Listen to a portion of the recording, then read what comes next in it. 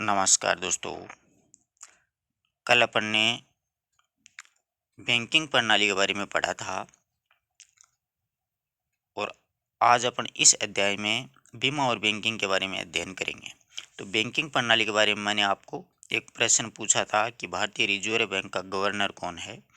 तो दोस्तों वो शशिकांत दास हैं। शशिकांत दास हैं, वो उर्जित पटेल का उन्होंने स्थान लिया था और उसका उत्तर एकमात्र सीमा जी ने दिया है। जितने भी मैं वीडियोज़ में प्रश्न पूछता हूँ उनके अधिकांश के जवाब सीमा जी देती हैं। हो सकता है कि आप लोगों तक या तो ये वीडियो पहुंच नहीं पा रहा है या आप लोगों को इसका जवाब वगैरह नहीं आ रहा है। आप भी इस प्रकार जवाब दिया करें। छोटा सा पाठ है बीमा और बैंकिंग। बैंकिंग में अपन ने खातों की चर्चा की है कि खाते कितने प्रकार के होते हैं, कैसे खाते खुलवाए जाते हैं, कितनी उम्र होती है और क्या क्रेडिट होता है, क्या डेबिट होता है। एटीएम की फुल फॉर्म जानी, यानी धन स्थानांतरण की प्रक्रिया वर्तमान में इंटरनेट के माध्यम से कैसे बिना बैंक में गए ही अपन अपने पैसे निकलवा सकते हैं, एक दूसरे को भेज सकते हैं। ये सारी चर्चाएं की थी। आशा करता हूँ कि वो पाठ आपको बिल्कुल अच्छे से समझ में आया होगा। आज अपन बीमा और बैंकिंग की चर्चा करेंगे। एक प्रश्न पक्का आएगा और ये एसएसटी का सिलेबस इतना लेंदी बना दिया है मित्रों कि आप लोग जितना मतलब गहराई में जाके पढ़ने की कोशिश करोगे उसमें कोई फ़ायदा नहीं होगा, क्योंकि जितना ज़्यादा बड़ा सिलेबस होता है उसका अगर बेसिक ही अपन को याद हो जाता है वो भी हमारे लिए बहुत फ़ायदे की बात होती है। तो पूरा तो राजस्थान जोड़ दिया, ऊपर से भारतीय इतिहास जोड़ दिया है, मौर्य है, गुप्त है, सिंधु घाटी सभ्यता वगैरह है, और फिर शिक्षण विधियाँ, फिर जोग्राफी, फिर पॉलिटिकल साइंस, ऐसे करिए काफ़ी बड़ा सिलेबस है। इसीलिए आप लोग है ना इन पुस्तकों का भी अच्छे से अध्ययन कर लें, गाइडों के चक्कर में ना जाएं, क्योंकि गाइडों में बहुत गहराई में जाके बताई जाती है हर चीज़। तो आज अपन इसमें बीमा और बैंकिंग की चर्चा करेंगे। देखो क्या होता है दुनिया में हर किसी के लिए जोखिम और अनिश्चितताएं हैं। अपन बीमा क्यों करवाते हैं? जोखिम भरी जिंदगी की वजह से तो करवाते हैं कि कल को हमारे साथ कोई अनहोनी ना हो जाए। अगर खुदा न खास्ता हो भी गई तो कम से कम पीछे परिवार वाले बचते हैं, उनके लिए कुछ ना कुछ तो छोड़ कर जाएं। तो ये जो दुनिया है इसमें हर किसी के लिए जोखिम और अनिश्चितताएं हैं। पुरुष हो चाहे महिला हो चाहे बच्चे हो चाहे उसके साथ में संपत्ति हो चाहे अपना घर मकान कुछ भी हो, हर किसी के लिए जोखिम की अनिश्चितताएं हैं। जोखिमों से घिरे हुए हैं ये सब के सब। ये जोखिम प्राकृतिक भी हो सकते हैं या फिर मानव निर्मित भी हो सकते हैं, यानी प्राकृतिक आपदा भी हो सकती है और मानव निर्मित भी हो सकते हैं।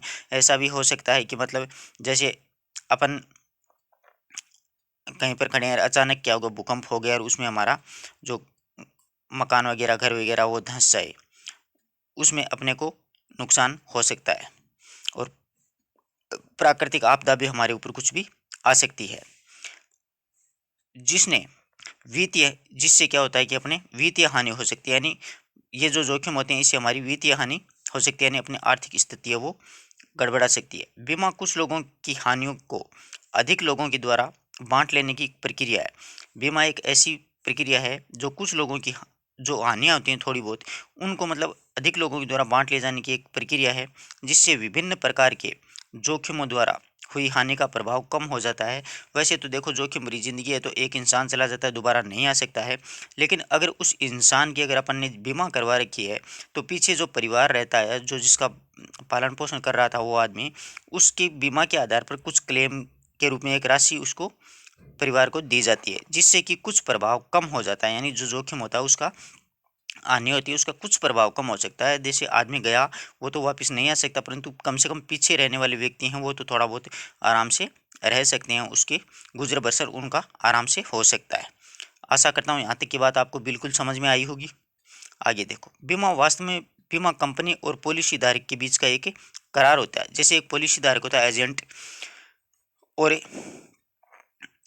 एक बीमा कंपनी होती है जिसका अपन पॉलिसी करते हैं, मतलब अपना जैसे बीमा अपन ने करवाया और एक बीमा कंपनी है, तो वो दोनों के बीच में एक करार होता है दोनों का बीमा, और जिससे नियमित अथवा प्रीमियम के बदले में बीमा कंपनी बीमाकृत व्यक्ति या उसके द्वारा प्राधिकृत व्यक्ति को कोई विशिष्ट घटना हो जाने पर एक विशिष्ट धनराशि अदा करने का वचन देती है। जो मैंने आपको पीछे बताया था, जैसे अपन ऐसे जा रहे हैं और अपना बाय द वे एक्सीडेंट हो गया, एक्सीडेंट में किसी व्यक्ति की मृत्यु हो जाती है, तो अगर बाइक की और व्यक्ति की पॉलिसी करवाई गई है तो उसके आधार पर जो बीमा कंपनी है, यानी उस घटना के आधार पर बीमा कंपनी है उसे विशिष्ट धनराशि है वो अदा करने का वचन देती है कि अगर आप समय से पहले आपके साथ में ऐसी कोई घटना या दुर्घटना हो जाती है जिसमें आपकी जान से हाथ धोना पड़े या जान चली जाए, तो आपको एक निश्चित धनराशि है वो अदा करने का इसे वचन देती है। आगे बात समझ में यही होती है बस।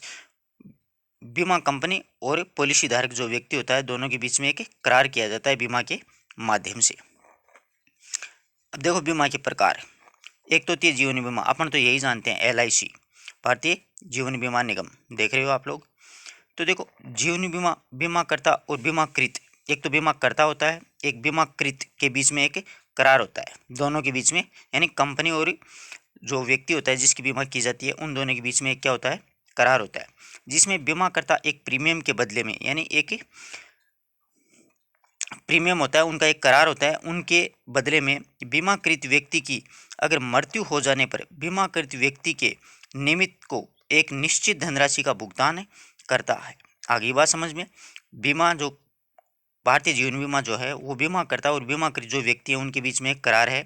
जो बीमाकर्ता एक प्रीमियम के बदले में, यानी एक निश्चित धनराशि के बदले में बी बीमाकृत व्यक्ति की अगर कोई जिसकी बीमा की है उस व्यक्ति की अगर मृत्यु हो जाती है तो बीमाकृत व्यक्ति के निमित्त को, बीमाकृत व्यक्ति के जिस व्यक्ति का जिसमें नाम जोड़ा होता है उसको एक निश्चित धनराशि का भुगतान करता है।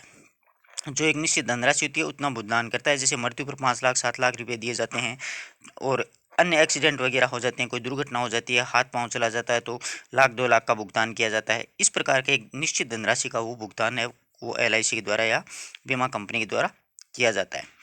जीवन बीमा पॉलिसियाँ आपके परिवार का संरक्षण का एक क्या होती है, वचन होती है। यानी जीवन बीमा जो पॉलिसियाँ होती हैं वो अपने परिवार के संरक्षण का एक वचन देती हैं कि अगर इनके साथ कुछ अनहोनी हो जाती है तो हम आपको इसका इतना पे है वो अदा करेंगे, और उस समय भी अपने भविष्य को निश्चित बनाते हैं, और उस समय उसके भविष्य होता है जिसकी बीमा की जाती है उसके भविष्य को निश्चित वो बनाती हैं।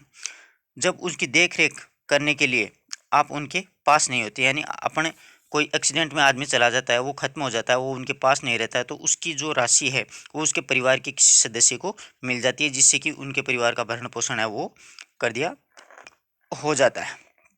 ये एक करार होता है। एक स्वास्थ्य बीमा होती है। स्वास्थ्य बीमा बीमाकृत व्यक्ति और चिकित्सा उपचार और शल्य चिकित्सा के खर्चों की पूर्ति करता है। अब मैं आपको पूछूं ये शल्य चिकित्सा क्या होती है? आप सभी जानते हो, परंतु ये हिंदी का वर्ड आ गया इसलिए आप लोगों को बड़ी कंफ्यूज होती है। ये होता है देखो ऑपरेशन वगैरह, शल्य क्रिया यानी चीर फाड़ के द्वारा उपचार किया जाता है, इलाज किया जाता है, उसको बोलते हैं। तो देखो स्वास्थ्य बीमा जो होती है वो बीमाकृत व्यक्ति और चिकित्सक उपचार यानी ऑपरेशन के खर्चों की पूर्ति भी करता है, वो होती है एक स्वास्थ्य बीमा। एक होती है दोस्तों यात्रा बीमा।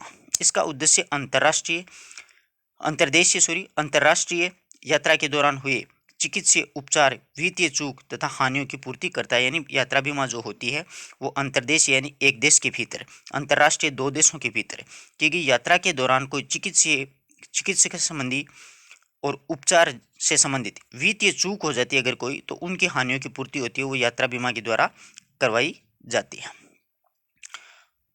एक गृह बीमा, गृह बीमा घर से संबंधित होती है। ये हमारे घर के लिए पूर्ण सुरक्षा प्रदान करता है। यानी हमारा अपन घर बनाते हैं तो उस घर में बाई चांस कोई दरार वगैरह आ जाए या वो किसी वजह से धंस जाए या किसी वजह से उसका लेंटर वो गिर जाए, छत गिर जाए, उससे संबंधित होती है, पूर्ण सुरक्षा प्रदान करता है। इस बीमा में भवन बीमा और अंतर्वस्तु बीमा दोनों ही आते हैं। एक तो भवन बीमा और अंतर्वस्तु बीमा दोनों आते हैं। सामान्य रूप से इसमें जैसे घर में कोई मतलब आग लग जाए या खराब मौसम में प्राकृतिक विनाश हो जाए, खराब मौसम हो और ऊपर से छत गिर जाए और चोरी हो जाए, अपने घर में किसी सामान की चोरी होने की कोशिश के कारण हुई क्षति, इससे आपको सुरक्षा प्रदान करती है। पूछा जा सकता है कि गृह बीमा किस किस के काम आती है, तो ध्यान रखिएगा घर में आग लग जाने से, खराब मौसम से घर के गिर जाने से और चोरी वगैरह होने या चोरी का जो सामान है उसकी कोशिश करने की वजह से जो भी अपने क्षति होती है उसकी क्षति की सुरक्षा यानी क्षतिपूर्ति होती है वो गृह बीमा के माध्यम से हमारी होती है, उसकी सुरक्षा करता है गृह बीमा। आगे बात समझ में। हमारे घर को पूर्ण सुरक्षा प्रदान करने के लिए ही गृह बीमा की जाती है। गृह बीमा 2 प्रकार की होती है, एक तो भवन बीमा, भवन और अंतर्वस्तु बीमा, दोनों ही गृह बीमा के अंतर्गत शामिल किए जाते हैं। आगे देखो मोटर बीमा। बहुत से जो मोटरसाइकिल वाली बाइक वाले होते हैं ना, ये बहुत कम रखते हैं इस चीज़ को, जबकि ये रखनी चाहिए। ये कहाँ काम आती है आप तो देखिएगा। मोटर या वाहन बीमा किसी दुर्घटना या फिर चोरी के फलस्वरूप होने वाली हानि की देयता, हानि को देने के लिए, देयता मतलब देयता के लिए हमारे वाहन को सुरक्षा प्रदान करता है। मोटर बीमा वो होती है कि कोई अपने साथ में दुर्घटना हो जाए, यानी अपना एक्सीडेंट हो जाए, सामने वाले के साथ कोई नुकसान हो जाए किसी वजह से, तो अपने पास अगर मोटर की बीमा करवाई हुई है बाइक की या गाड़ी की, तो हमारी कोई दिक्कत नहीं होगी। अदरवाइज हमारी गाड़ी होती है वो क्या कर ली जाती है, सरकार के द्वारा या पुलिस के द्वारा जब्त कर ली जाती है, तो इससे अपने कोई हानि नहीं होती है। जबकि बीमा नहीं करवाई होती है ना, तो हमारा जितनी बड़ी गाड़ी होगी उसके अनुसार हमारा होगा, वो पेनल्टी लगेगी, हमारा खर्च होगा, वो चार्ज होगा, वो हमें ही भुगतना पड़ेगा। इससे हमें सुरक्षा प्रदान करता है। जिससे दुर्घटना या फिर हमारी गाड़ी चोरी हो जाती है तो भी बीमा कंपनी होती है वो हमें वो गाड़ी की राशि है वो तुरंत लौटा देती है। इससे हमारी सुरक्षा होती है, इसलिए हमेशा बीमा रखनी चाहिए। किसी सार्वजनिक स्थान पर वाहनों के प्रयोग के तृतीय पक्ष के जीवन या फिर संपत्ति की हुई क्षति या फिर चोट, यानी एक्सीडेंट होने से चोट के लिए कानूनी रूप से वाहन स्वामी उत्तरदायित्व होता है। यानी चोट लग जाती है तो उसका भुगतान हमें करना पड़ता है, अगर बीमा नहीं करवाई होती है। अगर बीमा करवाई होती है तो बीमा कंपनी ही वो पैसे देती है। इसलिए कानून प्रत्येक वाहन का तृतीय पक्ष उत्तरदायी बीमा होना अनिवार्य है। बिना बीमा के मोटर वाहन चलाना दंडनीय अपराध है। ये भी एक चालान भी कटता है पुलिस के द्वारा कि तुम्हारे पास बीमा नहीं है, तो एक दंडनीय अपराध भी है। इसलिए अपन को क्या है कि कोई भी वाहन हो उसकी बीमा है वो करवानी चाहिए। आगे बात समझ में, ये बीमा के प्रकार बताए हैं। कितने प्रकार की बताइए, देखो पूछ जा सकती है बीमा के कितने प्रकार। जीवन बीमा, स्वास्थ्य बीमा, यात्रा बीमा, गृह बीमा और मोटर बीमा, ये इतने प्रकार की बीमा होती है। 1, 2, 3, 4, 5 प्रकार की बीमाएं होती हैं। इसमें से यूं प्रश्न पूछ सकता है अगला कि निम्न में से कौन सी बीमा का प्रकार है या नहीं है। अगर है तो आपको एक ही ऑप्शन में इसमें मिलेगा, या जैसे दे देगा स्वास्थ्य बीमा है, यात्रा बीमा, एक शब्द मिलेगा अपन को इनमें से, और नहीं है इनमें से 3 मिलेंगे और एक को दूसरे को जोड़ दिया जाएगा। तो 5 प्रकार की होती हैं, ये ध्यान में रखना बीमा से संबंधित। अब देखिए अपन चर्चा करते हैं कि भारतीय बैंकिंग व्यवस्था की जानकारी प्राप्त करते हैं। कल अपन ने पढ़ा था, इससे मिलता जुलता ही है ये पाठ। तो देखिए बैंककारी विनिमय अधिनियम 1949 के अनुसार बैंकिंग का अर्थ उधार देने, निवेश करने, प्रयोजनार्थ जनता के धन की राशियों को स्वीकार करना होता है। यानी बैंक का अर्थ होता है कि वो हमें उधार दे, निवेश करने और निवेश करने के प्रयोजन से जनता से धन की जमा राशियाँ स्वीकार करना, जो मांग करने या किसी अन्य प्रकार की चुकाई जाएगी उन्हें चेक, ड्राफ्ट से या आदेश या अन्य किसी प्रकार से आहरित किया जा सकता है। बैंक के प्रकार, मोटे तौर पर भारत में बैंकों को अनुसूचित और गैर अनुसूचित बैंकों में वर्गीकृत कर दिया है। यानी एक तो अनुसूचित बैंक होते हैं और दूसरे गैर अनुसूचित बैंक होते हैं। इसमें 2 प्रकार से बांटा गया। पूछा जा सकता है कि बैंकों को कितने प्रकार से बांटा गया है, तो 2 प्रकार से, एक तो अनुसूचित बैंक, दूसरा गैर अनुसूचित बैंक। जो भारतीय रिजर्व बैंक अधिनियम 1934 के द्वितीय सूची में शामिल हैं, वे अनुसूचित बैंक कहलाते हैं। यानी 1934 में बैंकों का वर्गीकरण किया गया था, उसमें इसको शामिल किया था, वो तो थे अनुसूचित बैंक कहलाए थे, और अन्य जितने भी बैंक हैं वो गैर अनुसूचित बैंक हैं वो कहलाए थे। यानी जिसका राष्ट्रीयकरण हो गया था 1934 में, वो सारे बैंक क्या होते हैं, अनुसूचित बैंक होते हैं, और उसके अलावा जितने बैंक हैं वो गैर अनुसूचित बैंक हैं वो कहलाते हैं। बैंकों को उसके कार्य, स्वामित्व, अधिवास आदि के आधार पर निम्नलिखित प्रकार से वर्गीकृत वो किया गया है। अब पूछा जा सकता है कि बैंक कितने प्रकार के होते हैं, तो देखो बैंक 3 प्रकार के होते हैं। पहला बैंक होता है वाणिज्यिक बैंक, दूसरा होता है क्षेत्रीय ग्रामीण बैंक, और तीसरा होता है सहकारी बैंक। तो देखिए वाणिज्यिक बैंक में अनुसूचित और गैर अनुसूचित दोनों होते हैं। वाणिज्यिक बैंक जो होते हैं उसमें अनुसूचित बैंक भी शामिल हैं और गैर अनुसूचित बैंक हैं वो भी शामिल हैं, दोनों होते हैं, जो सभी प्रकार के बैंकिंग कार्य जैसे व्यापार एवं वाणिज्य की वित्त पोषण का कार्य करते हैं। व्यापार अगर कोई करता है, कोई बिजनेस वगैरह करता है, या वाणिज्य संबंधित जो होता है उसको धन देने का कार्य होता है वो वाणिज्यिक बैंक करता है, यानी उनको लोन वगैरह वाणिज्यिक बैंक ही पास करता है। अनुसूचित वाणिज्यिक बैंकों को राष्ट्रीयकृत बैंकों और भारतीय स्टेट बैंक और सहयोगी निजी क्षेत्र के बैंक, विदेशी बैंक और क्षेत्रीय ग्रामीण बैंक के रूप में विभिन्न समूहों में, अलग अलग समूहों में इन सभी को है वो रखा गया है। तो खास तौर पे यही है कि वाणिज्यिक बैंक होता है इसका मुख्य कार्य होता है व्यापार और वाणिज्य को वित्त पोषण यानी धन उपलब्धि करवाना। क्षेत्रीय ग्रामीण बैंक, इसकी स्थापना विशेष रूप से लघु सीमांत कृषकों और कृषि श्रमिकों, शिल्पकारों और लघु उद्यमियों को ऋण एवं अन्य सुविधाएं प्रदान करके ग्रामीण अर्थव्यवस्था का विकास करने में मदद करने के लिए किया गया था।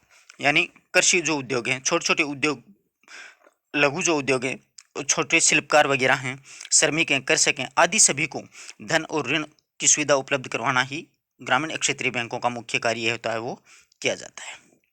तीसरा होता है सहकारी बैंक। सहकारी बैंक को उनके परिचालन क्षेत्र के आधार पर ग्रामीण सहकारी बैंक और शहरी सहकारी बैंकों में बांट दिया गया होता है। सहकारी बैंकों में क्या होता है, केसीसी वगैरह का लोन होता है वो दिया जाता है कृषि से संबंधित।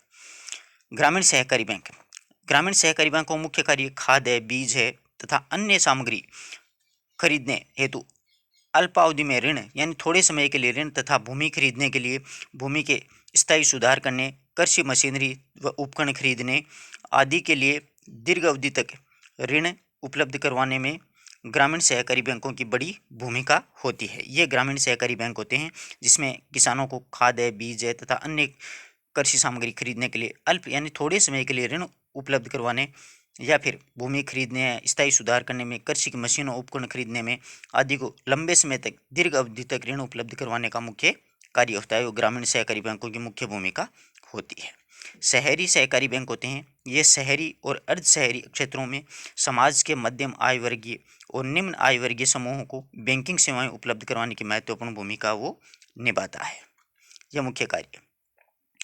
बैंकिंग सुविधाओं का उपयोग करने के लिए यह आवश्यक होता है कि आप बैंकों में खाता, आपका बैंक में अगर खाता हो तो आइए, हाँ, अब हम उस खाते खोलने की प्रक्रिया की जानकारी प्राप्त करते हैं कि खाता कैसे खुलवाया कैसे खुलता है। तो ये आप देख सकते हो बैंक अकाउंट ओपनिंग फॉर्म, ये फॉर्म दिखाया गया अपन को कि ऐसा फॉर्म होता है, वो अपन को भरना पड़ता है। ये देखो लगभग सभी बैंकों में खाता खोलने के लिए प्रयुक्त क्रियाविधि और आवेदन पत्र लगभग समान होते हैं। यानी जितने भी बैंक होते हैं उनका फॉर्म जो होता है, कहने का मतलब है कि उनका जो खाता खुलवाने का फॉर्म होता है वो लगभग समान ही होता है सभी बैंकों। उसके लिए निम्नलिखित दस्तावेजों की आवश्यकता होती है। मतलब एक अपना आईडी प्रूफ देना जरूरी होता है, जैसे टेलीफोन का बिल हो, राशन कार्ड हो, ड्राइविंग लाइसेंस हो, मोटर वाहन कार्ड हो, पासपोर्ट हो या फिर बिजली का बिल हो, आधार कार्ड हो। ये सारी चीज़ें आजकल तो क्या होता है कि आधार कार्ड होता है, उससे बैंक का अकाउंट होता है वो ओपन हो जाता है, यानी खुल जाता है, अपन खुलवा सकते हैं। और उसके साथ में 2 फोटो भी चाहिए, फोटोग्राफ 2 फोटो रंगीन। न्यूनतम धनराशि, अब देखो ये भी अलग अलग होता है।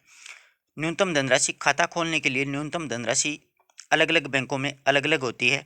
बैंक शून्य शेष राशि खाते में भी खोल सकते हैं, यानी खाते में कोई राशि नहीं रख सकते हैं। शून्य जीरो बैलेंस पर भी, शून्य शेष राशि खाते पर आधार पर भी अपन खाता होता है वो खुलवा सकते हैं। यानी इसमें बैंक में कोई बाध्यता नहीं होती है, सब बैंकों की अलग अलग होती है। कोई 1000 रुपये में खाता ओपन कर देता है, कोई 3000 लेता है, कोई जीरो बैलेंस पर भी अकाउंट होता है वो खोल देता है। ये अलग अलग होता है हर बैंक का। बैंक अपने पास में एक कार्ड रखता है जिसमें खाता धारक को 2 नमूने पर हस्ताक्षर करना होता है।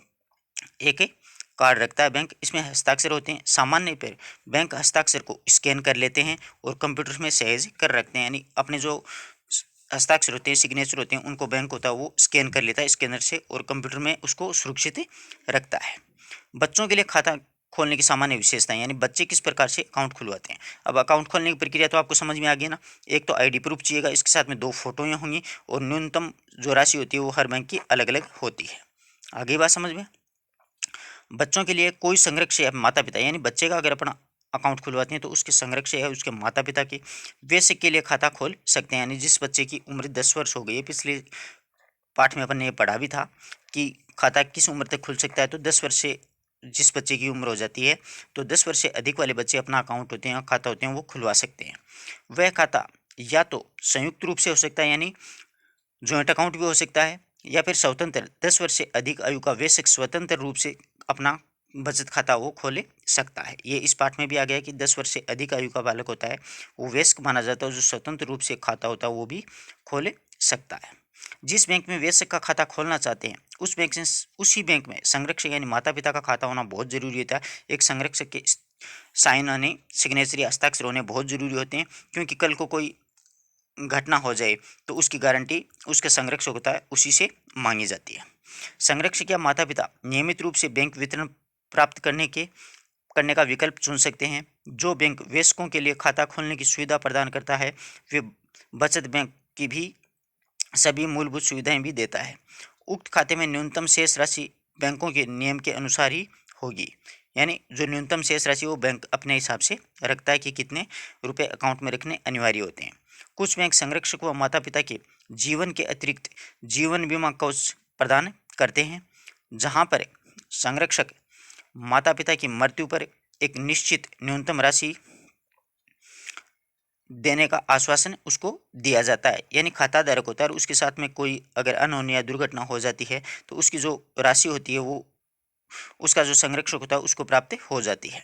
जब वयस्क खाता धारक वयस्क हो जाता है, कोई खाता धारक होता है वो वयस्क हो जाता है तो उसके उक्त खाते को नियमित खाता माना जाएगा और बैंक वयस्क का फोटो और नमूना हस्ताक्षर प्राप्त करेगा, और वो वयस्क होगा उसका बैंक होता है वो एक तो नवीनतम फोटो लेगा और एक उसके हस्ताक्षर लिए जाएंगे।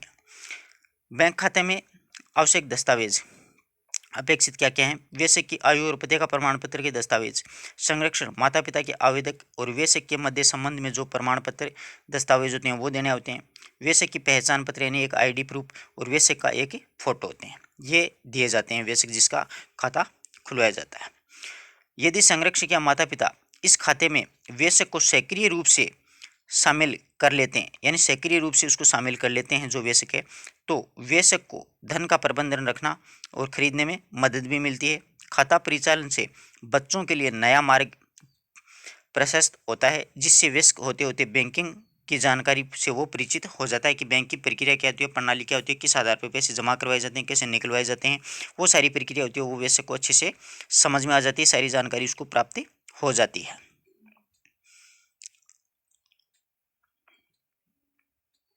अब देखो भारत में बैंकों के कितने प्रकार होते हैं, तो अभी पीछे पढ़ा था 3 प्रकार होते हैं। बचत बैंक खाता खोलने में क्या क्या अपेक्षाएं पूरी करनी होती हैं, यानी एक आईडी प्रूफ होता है, 2 फोटो होते हैं, उसके हस्ताक्षर होते हैं, एक संरक्षक के हस्ताक्षर होते हैं, वो सारी जानकारियां अपन ने पीछे पढ़ी हैं वही है। एक डमी पत्र है मतलब एक अकाउंट खोलने का एक मतलब फॉर्म होता है वो भरना है। बच्चे के बैंक खाते के लिए आवश्यक दस्तावेजों के बारे में बताइए, तो क्या क्या आवश्यक दस्तावेज होते हैं एक बच्चे का अगर अपना अकाउंट खोलते हैं तो देखिए ऊपर अपन ने पढ़ा था, आपको फिर से बता दूं।